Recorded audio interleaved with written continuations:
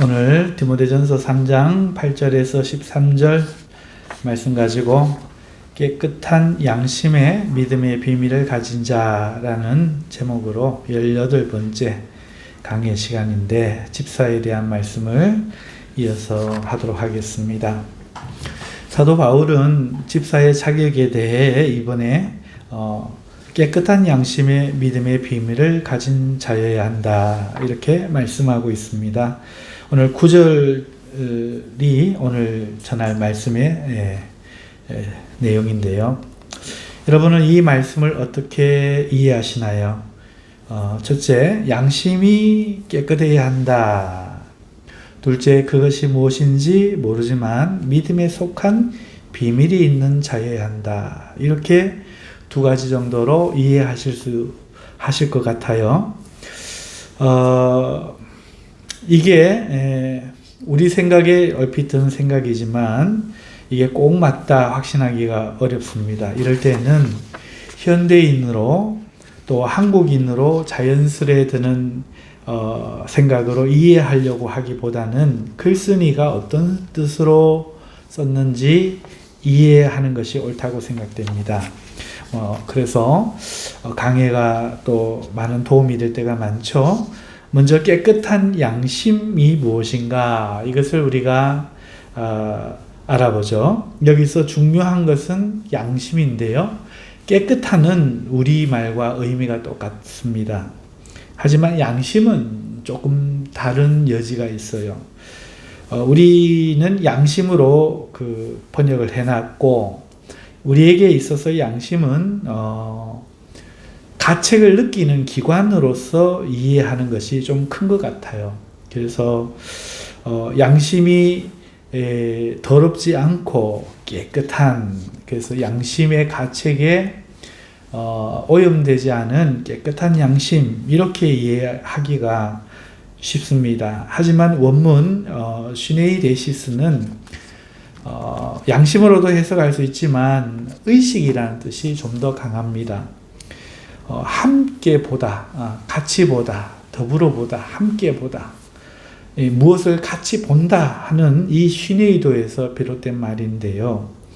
누군가와 함께 무엇을 본다는 것은 누군가와 같은 의식을 갖는다는 거고 같은 이해를 갖는다는 것이죠. 그것이 의식입니다.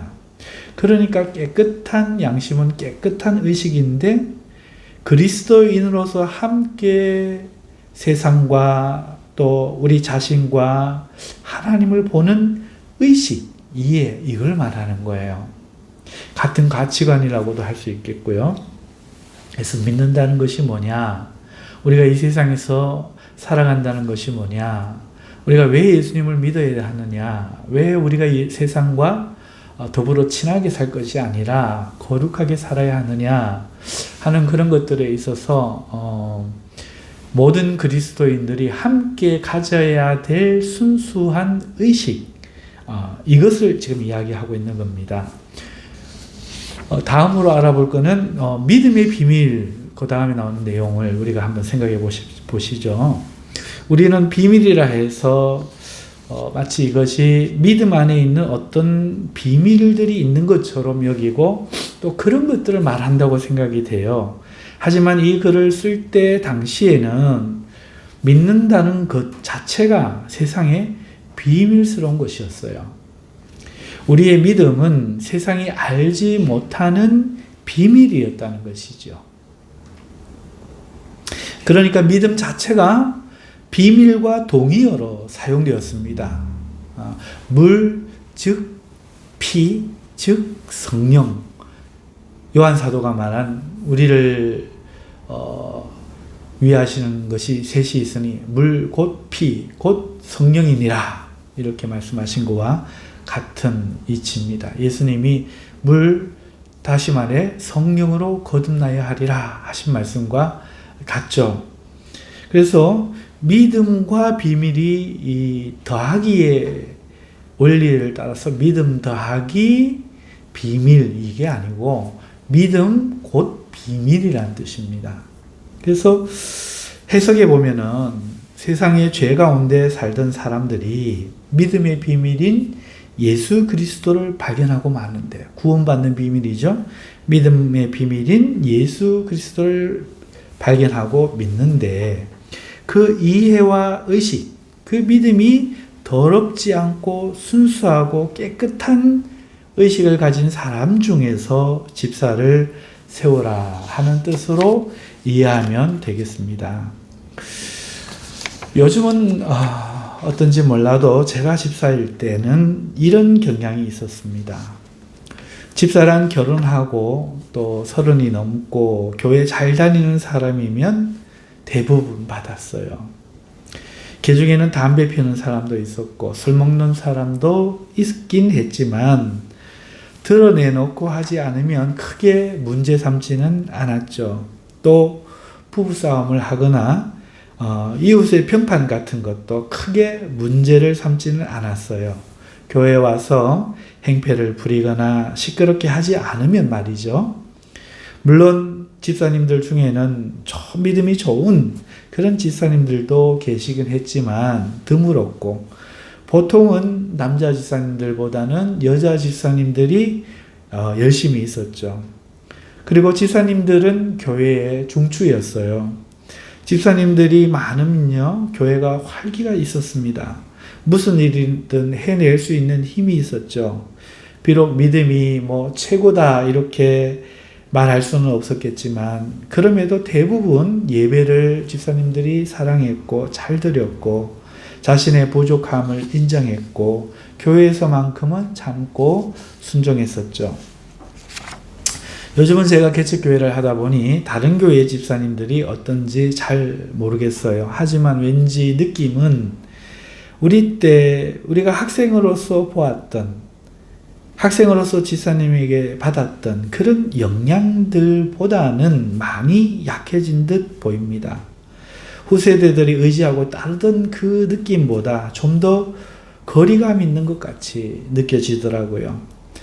집사님들이 있긴 있지만 일도 지금 여전히 하고 계시지만 없으면 안 되는 존재라거나 의지하는 존재이기보다는 그저 구성원으로서의 어떤 느낌 같았고 또 그분이 어디 딴 데로 가셔도 그런가 보다 하는 그런 느낌 아닌가 이런 생각이 들어요. 이게 시대적 요인인지 믿음의 변화인지 잘 모르겠습니다. 안타까운 일인데 초대교회 지금 말하고 있는 집사님들 모습과는 많이 좀 달라서 오늘 이 시대의 우리 청년들과 또 집사님들이 어떻게 집사님들에 대한 자화상, 정체성을 가져야 할지 참 난감하죠. 교회 와서 배워야 되는데 모델들이 없으니까요. 그래서 오늘 남아있는 이 말씀들이 집사님들의 모습이 될 수 있는데 특별히 오늘 이 부분은 깨끗한 의식과 믿음의 비밀을 가진 집사 어떻게 해야 우리가 바르게 잘 이해할 수 있을까? 첫 번째는 말씀 단어를 가지고 말씀을 드렸고 이번에는 제가 싫어하실 분도 있을 수 있지만 영국 축구 이야기로 비교해서 한번 설명을 해볼게요. 영국에는 수준에 따라 14부 정도의 그 리그가 있다고 합니다. 엄청난 리그 숫자죠. 하지만 일부 리그 혹은 상위 리그와 하위 리그에는 그 수준이 엄청난 차이가 있다고 합니다. 자신의 팀도요, 태어나면서 대부분 정해진대요. 우리는 야구팀, 축구팀 고르잖아요. 영국에서는 태어나면서 정해져 버린대요. 자기 지역의 팀이 할아버지와 아버지의 팀이고 자신은 태어나면서 자연스럽게 부모에게 안겨 그 팀에 가서 응원하게 되며 그 팀의 팬이 되는 것이죠. 그리고 그 팀의 성적과 함께 울고 웃고 또 그 팀의 성적이 나쁘고 지는 것이 늘 일인 팀의 팬이라도 화가 날지언정 떠나지 않고 끝까지 응원하고 그렇게 한다고 합니다. 그러면서 자신의 팀들도 좋은 성적으로 상위 리그로 올라가는 것을 꿈에도 그리면서 그런 날이 오면은 온 도시가 축제에 들어간다고 합니다. 그러다 보니까 하위 리그에는 애환이 많대요. 구단이 돈이 없어갖고 어떨 때는 경기장을 갖추지 못한다고 하네요. 그러면 리그에서 사라질 운명을 맞기도 하죠. 그런데 그걸 보는 팬들이 모두 몰려들어서 자신들의 손으로 그 구장을 건설을 하고 짓는다고 해요. 이 실화입니다.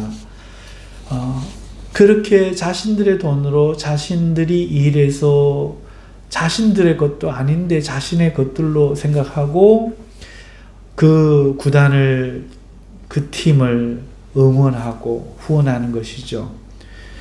그것이 그들의 삶이고요. 그들이 그렇게 그 도시에 속한 사람들은 축구를 통해서 하나의 소속감을 느끼고 하나가 되고 소통하고 응원하면서 같은 이야기를 나누면서 살아간다고 하네요. 이것이 딱 우리 초대교회 집사님들을 설명하기에, 교회를 설명하기에 좋은 비유다, 이런 생각이 들었습니다. 비교하자면 지역 교회는 축구단과 같아요. 집사님들은 선수지요. 세상은 알아주지 않을지라도, 세상이 리그인데 싸워야 될 대상이죠. 알아주지 않을지라도 예수님을 믿는다는 것으로 모든 교인들이 하나 되고 소통했으며 서로를 응원했죠.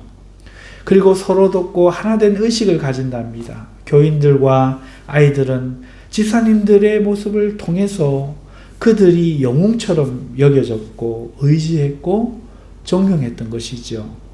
집사님들은 그런 사실을 잘 알기 때문에 더 사명감을 가졌고 약한 모습을 보이지 않으려 노력했고, 혹여 정말 힘들고 포기하고 싶을 때도 눈물을 흘리면서도 끝까지 다시 일어나서 박수치며 서로 할 수 있다고 격려를 했던 것입니다.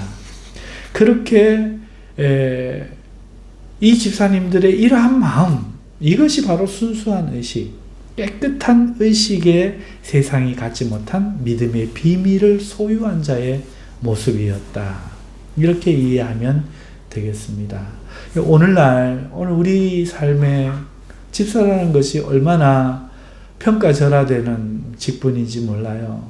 그저 교회의 일꾼이요 나이 되면은 세워주는 것이 아니라 우리들의 히어로, 우리들의 정말 영웅이죠. 정말 존경하고 정말 응원하고, 그분들도 사람이라 약해질 때 우리가 박수치며 힘을 실어줄 그런 우리 교회가 내세우는 그런 분들이 집사님이었고, 그런 집사님들이 이 시대에 다시 한번 일어나서 우리 청년들, 청소년들을 위하여 정말 멋진 모습 보이며 믿음의 거룩한 싸움들을 싸워 어떻게 세상과 싸우고 어떨 때 이렇게 견뎌내서 이겨낼 수 있는지들을 보여주면서 앞서 나가는 그러한 교회의 모습이 다시 한번 돌아왔으면 너무 좋겠다, 그런 생각이 듭니다. 사랑하는 성도 여러분, 이 순수한 의식, 깨끗한 의식에 세상이 갖지 못한 믿음의 비밀을 가진 집사가 되기를 소원하는 그런 시대가 다시 한번 돌아오기를 주님의 이름으로 축원합니다. 우리 다 같이 기도하십시다. 하나님 감사합니다. 오늘도 집사의 직분에 관하여 다시 한번 돌아보며 우리의 마음을 깨우쳐 주심에 감사드리며 다시 한번 이런 꽃피는 아름다운 믿음의 시대가 돌아올 수 있게 축복하여 주시옵소서. 예수님의 이름으로 기도합나이다. 아멘. 자, 우리